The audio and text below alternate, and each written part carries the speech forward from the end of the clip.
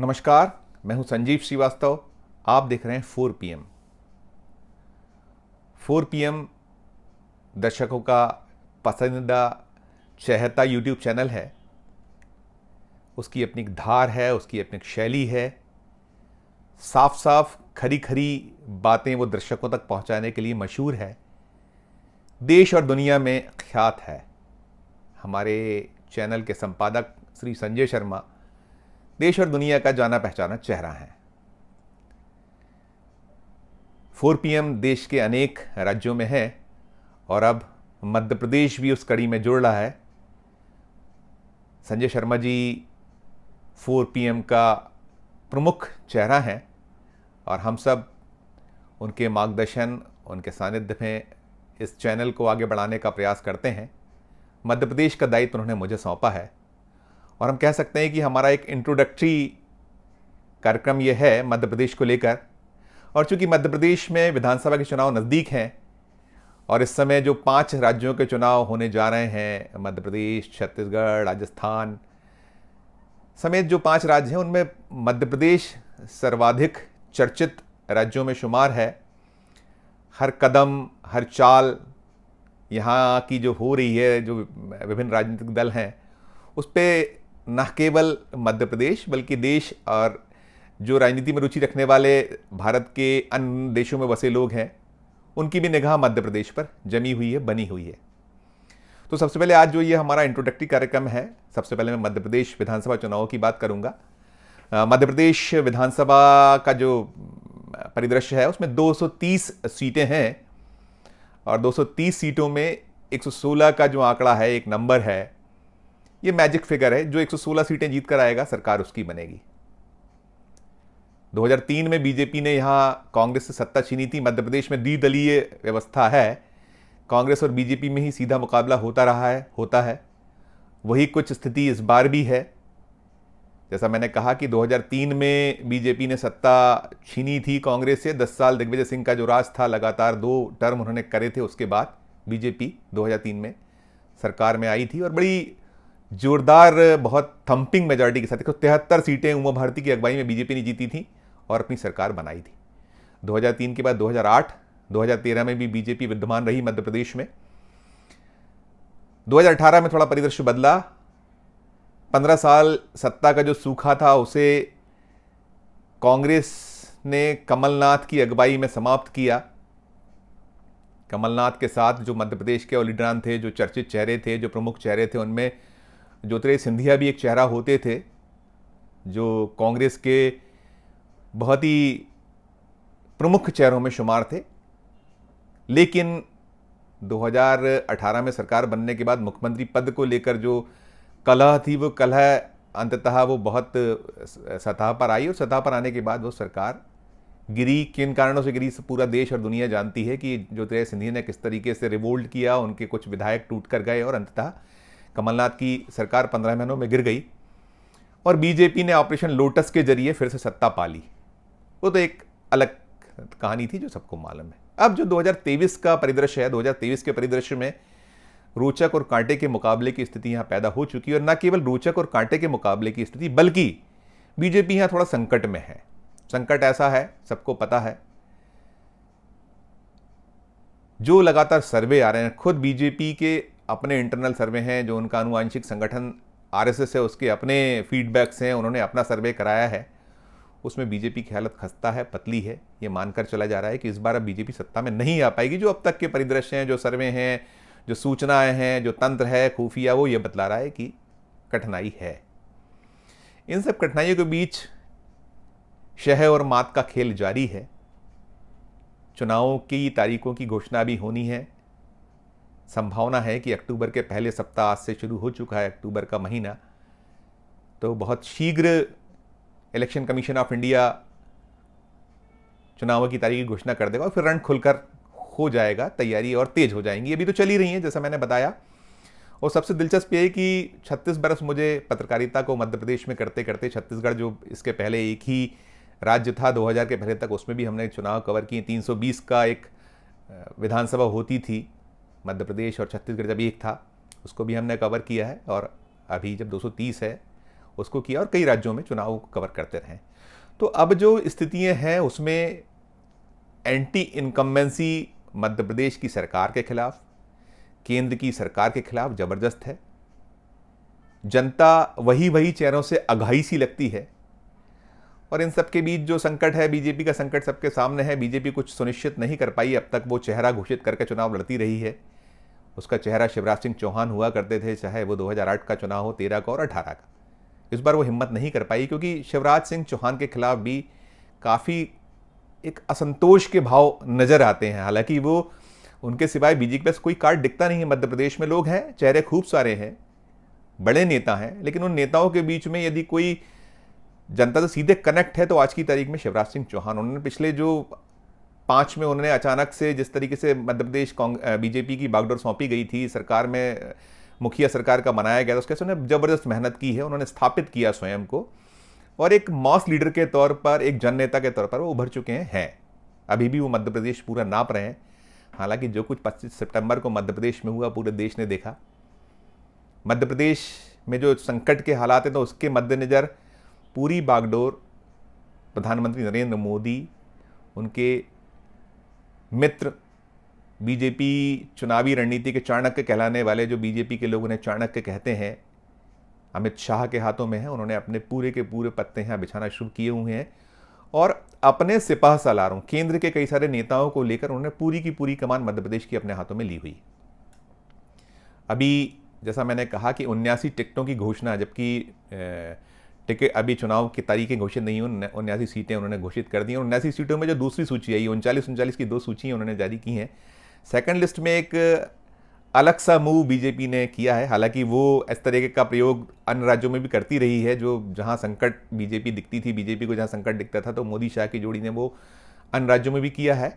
वही कुछ मध्य प्रदेश में किया है। मध्य प्रदेश में उन्होंने अपने 7 सांसदों, जिसमें 3 केंद्रीय मंत्री, नरेंद्र सिंह तोमर जो प्रधानमंत्री के बड़े प्रिय पात्रों में शुमार होते हैं, कहलाते हैं, उनको, प्रहलाद पटेल, फग्गन सिंह कुलस्ते, तीनों को उतारा है, 4 सांसदों को उतारा। और साथ साथ बीजेपी के राष्ट्रीय महासचिव कैलाश विजयवर्गीय को भी चुनाव रण में उतार दिया गया है।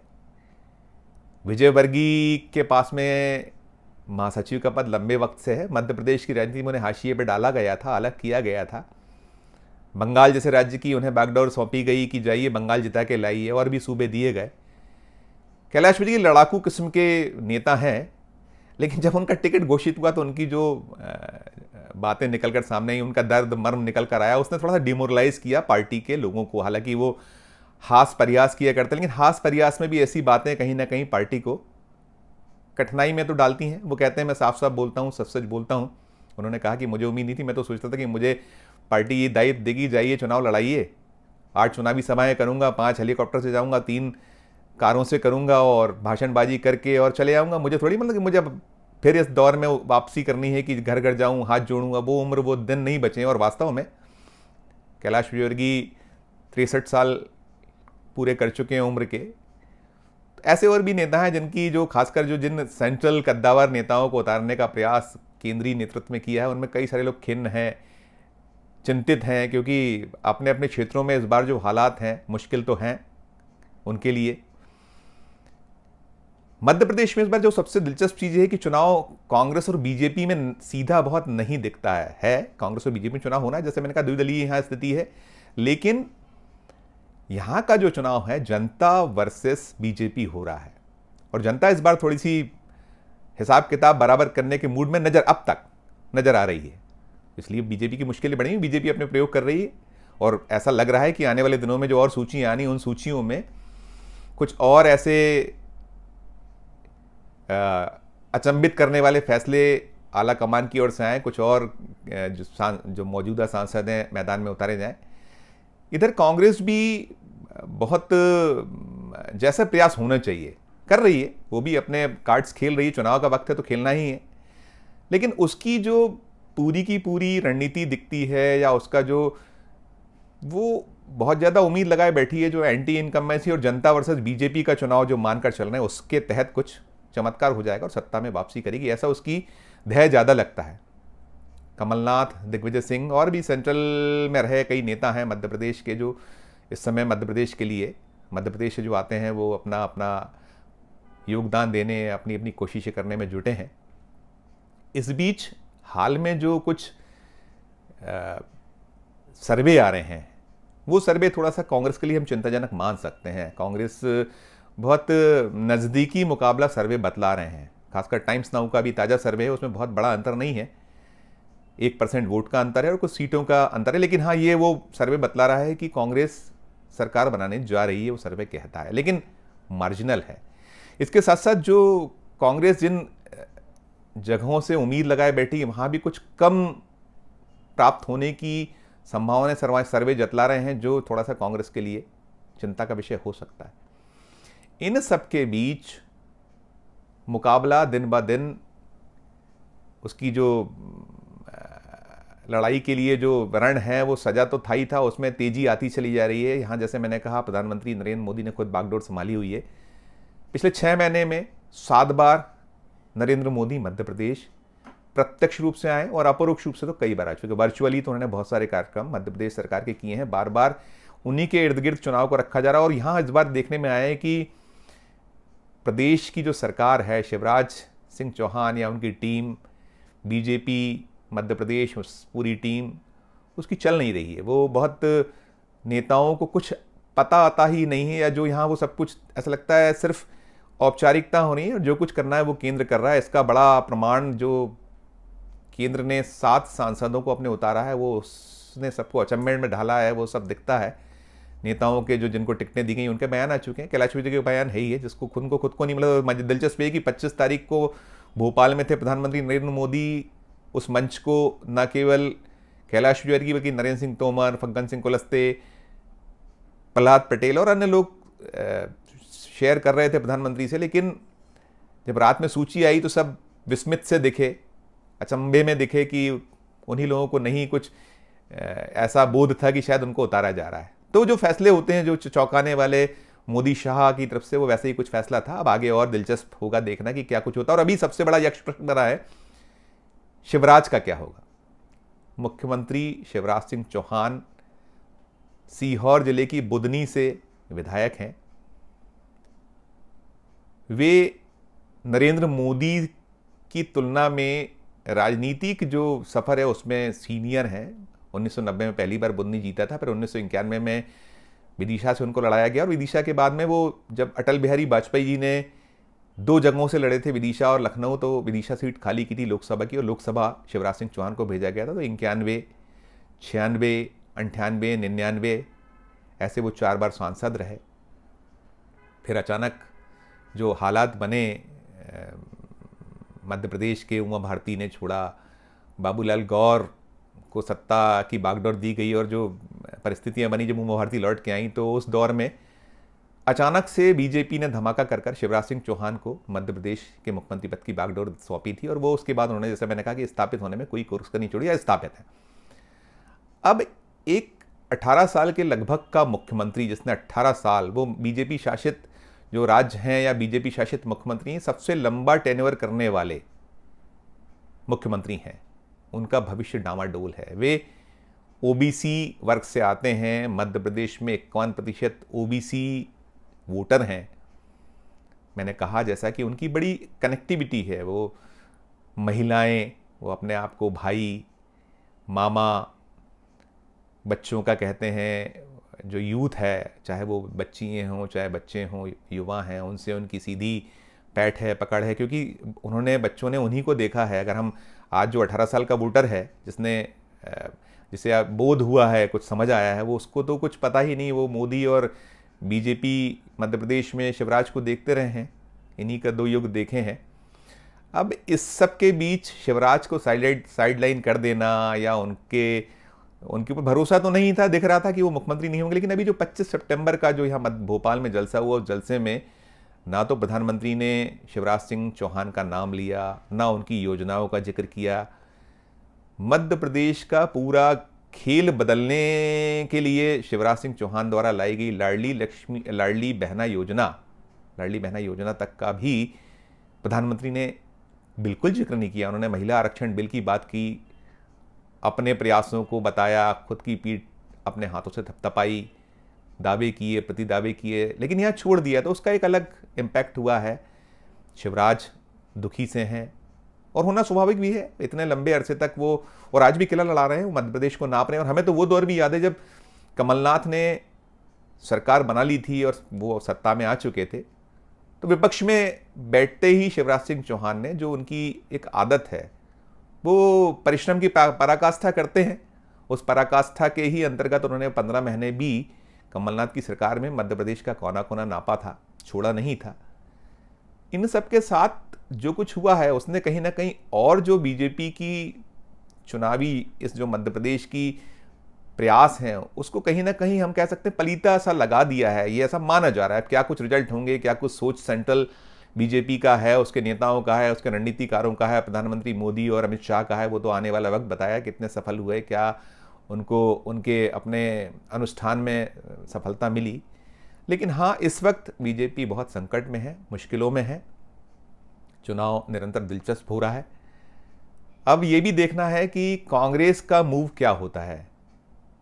सूचना यह है कि कांग्रेस की सूची भी तैयार है, इलेक्शन की घोषणा हो या ना हो तारीखों की, लेकिन इसके पहले ही आने वाले 4-5 दिनों में कांग्रेस भी एक सूची, अपनी बड़ी सूची 100+ की सूची जारी कर देगी। वो सूची देखने लायक होगी कि क्या कुछ होता है, क्योंकि उम्मीदवार बहुत अहम रोल निभाता है।